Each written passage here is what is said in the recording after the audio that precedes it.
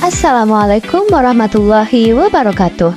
Hai teman-teman, apa kalian pernah berpikir bagaimana tubuh kita bisa mendapatkan energi dari makanan yang kita makan? Apa yang terjadi di dalam tubuh kita setelah kita makan buah, nasi, atau roti?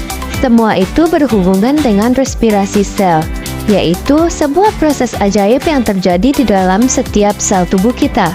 Bayangkan sel seperti pabrik kecil yang bekerja keras setiap saat untuk menghasilkan energi agar kita bisa beraktivitas, seperti berlari, belajar, bahkan tidur.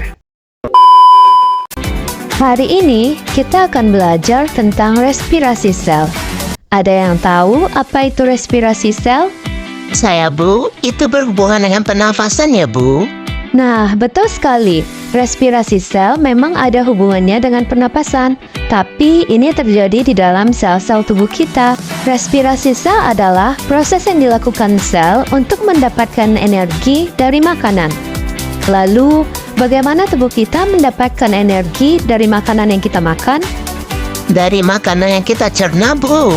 Betul, setelah kita makan, tubuh kita akan mengubah makanan menjadi energi melalui proses yang disebut dengan respirasi sel. Respirasi sel ini terjadi di dalam setiap sel tubuh kita. Sel membutuhkan oksigen untuk memecah makanan, khususnya glukosa, menjadi energi. Nah, energi inilah yang akan digunakan agar tubuh kita bisa bergerak, berpikir, bahkan bernapas. Oh, jadi energi itu dari makanan ya, Bu? Iya, respirasi sel ini seperti pabrik energi di dalam tubuh kita. Nah, respirasi sel berfungsi seperti pabrik yang menghasilkan energi untuk tubuh.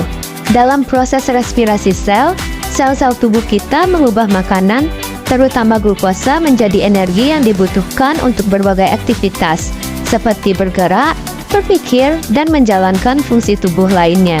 Seperti pabrik yang mengubah bahan mentah menjadi produk jadi, respirasi sel mengambil bahan mentah berupa glukosa dan oksigen, lalu mengubahnya menjadi produk berupa energi yang dapat digunakan tubuh, serta menghasilkan limbah berupa air dan karbon dioksida. Nah, tanpa respirasi sel, tubuh tidak akan memiliki energi yang cukup untuk berfungsi dengan baik. Nah, sekarang coba teman-teman bayangkan bagaimana bensin dapat menggerakkan mobil. Karena terjadi pembakaran, Bu. Benar sekali, begitu juga dengan sel-sel tubuh kita. Jika tidak ada oksigen, glukosa tidak bisa dipecah dengan sempurna dan energi yang dihasilkan jadi jauh lebih sedikit. Jadi, oksigen itu seperti api yang membantu glukosa terbakar, menghasilkan energi yang dibutuhkan sel yang disebut juga dengan respirasi aerob. Maka oksigen sangat penting untuk membantu mesin tubuh kita bekerja dengan optimal.